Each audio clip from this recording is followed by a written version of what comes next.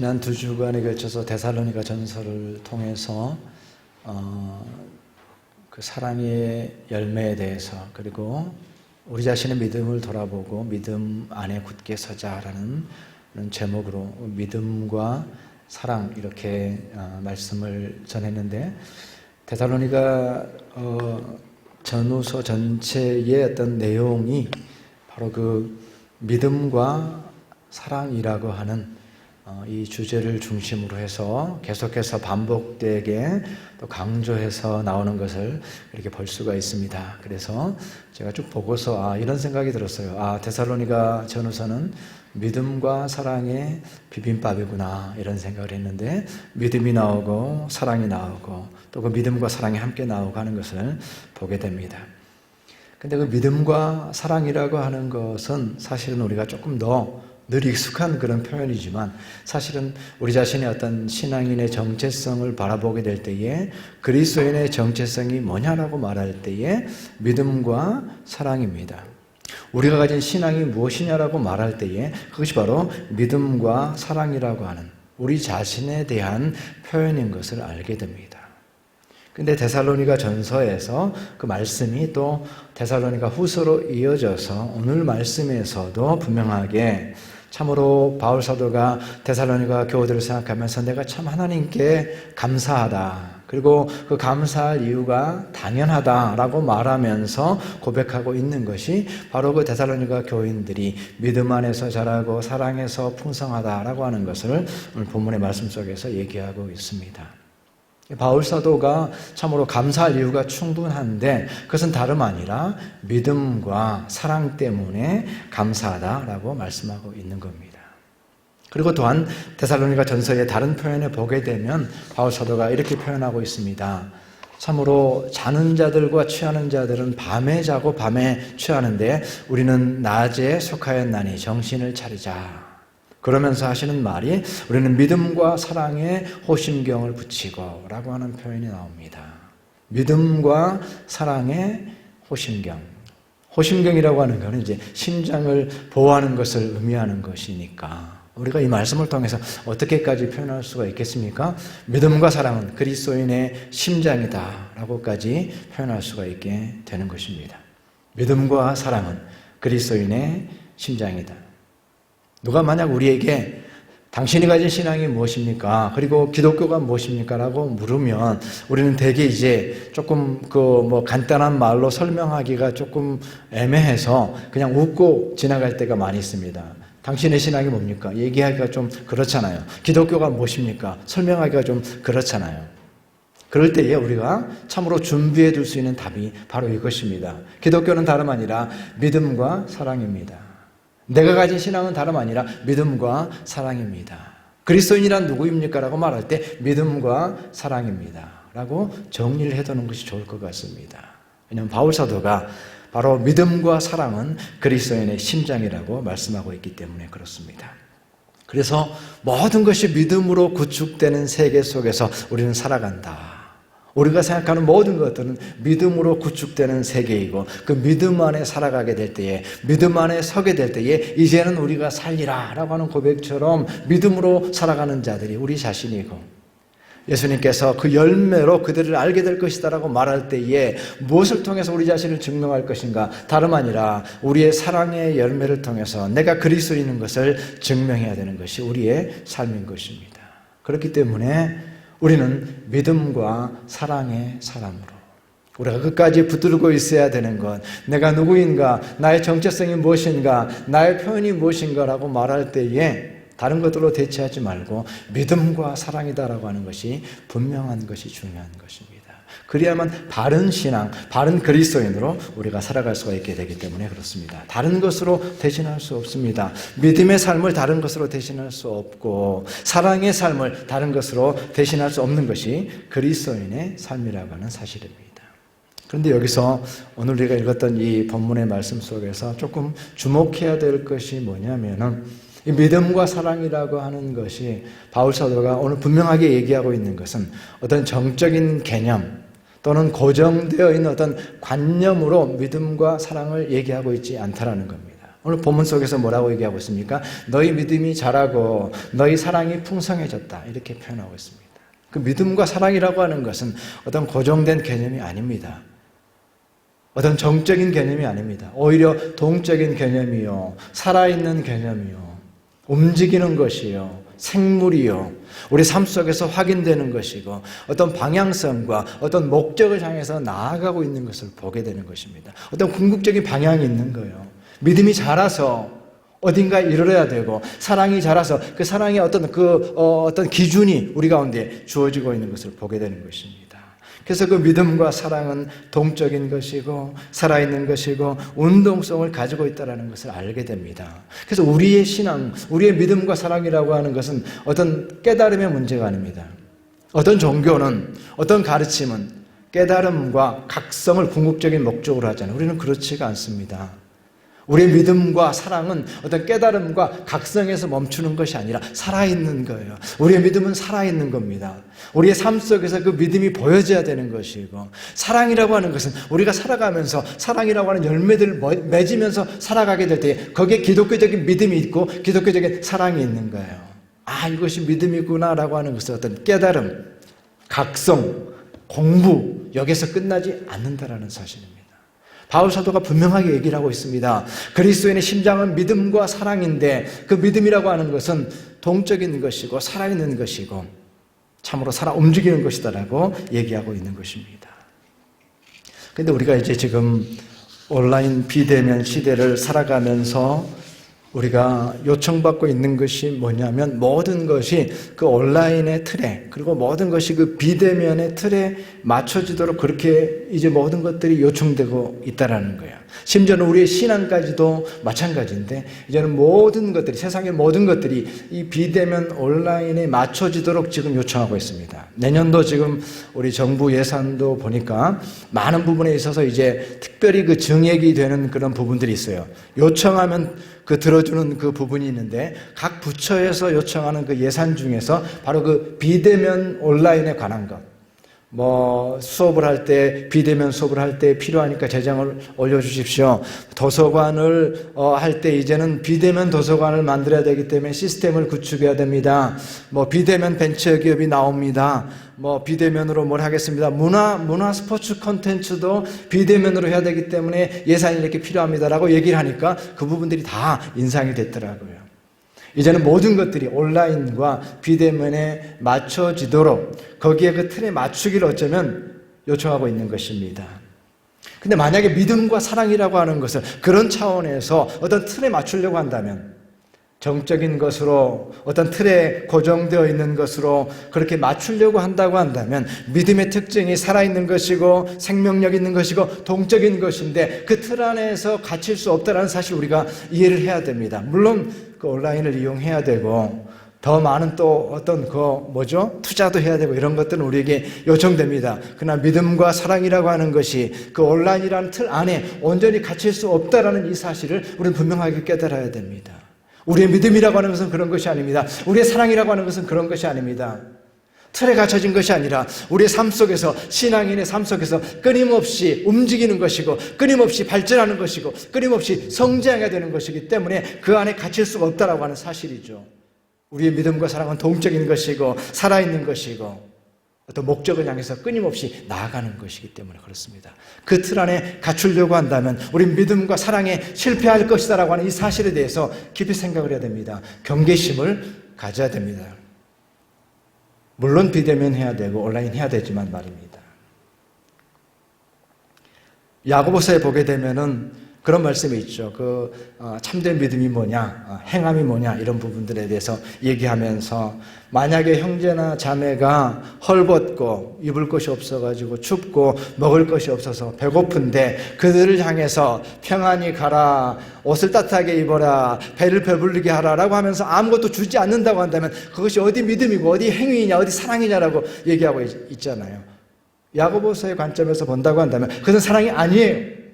말로만 평안히 가라, 옷을 따뜻하게 입어라, 밥 먹고 배불려라라고 하는 말만을 가지고서는 그것은 사랑이 아니다라고 분명하게 얘기하고 있는데 바로 그것이야말로 기독교 사랑의 어떤 본질이죠. 말로만 평안하십시오. 잘 먹으십시오. 건강식을 드십시오. 우리에게는 의미가 없는 것입니다. 근데 잘 보면은 이 야고보서에서 인용한 이 말이 딱 그 카톡으로 보내기에 좋은 말인 것 같아요.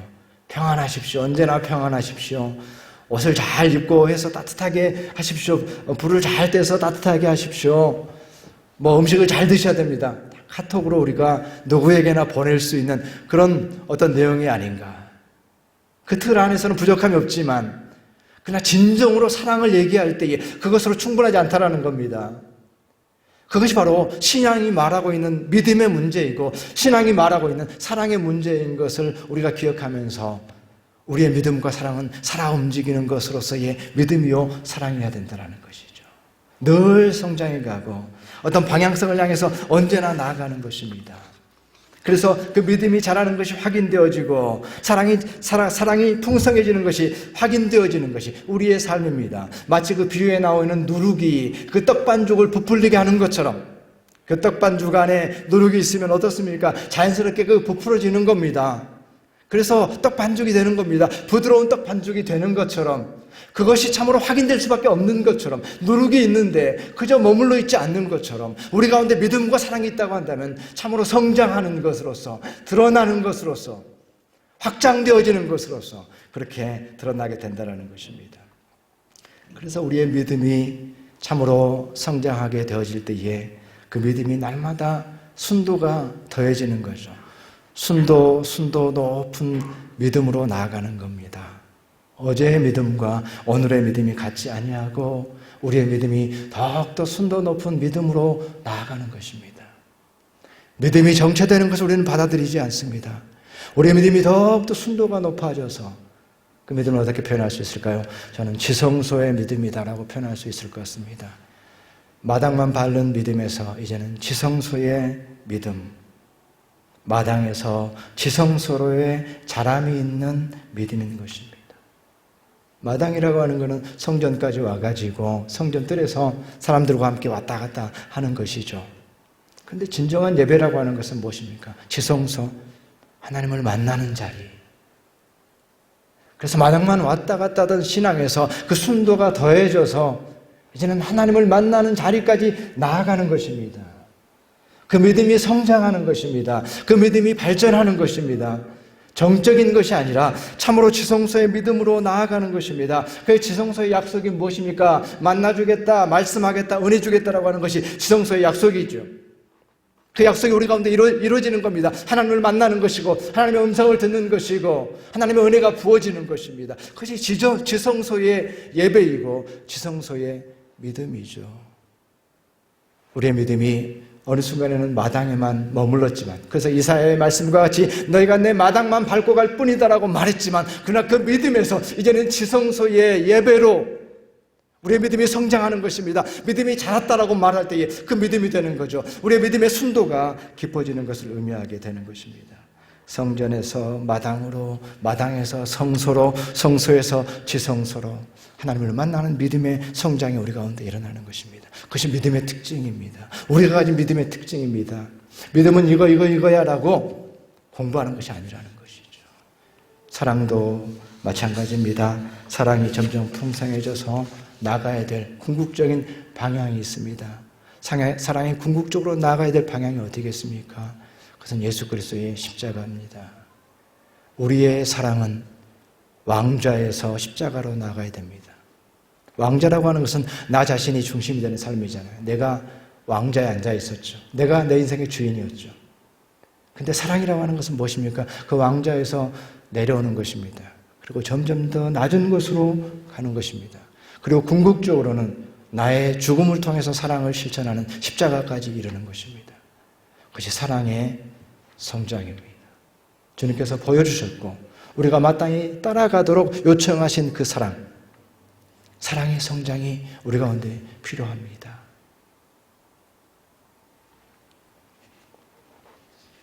그 사랑은 왕좌에서 십자가로 나아가는 사랑이고 그 사랑이기 때문에 주님께서 그러셨던 것처럼 되갚지 못하는 잔치를 베풀라.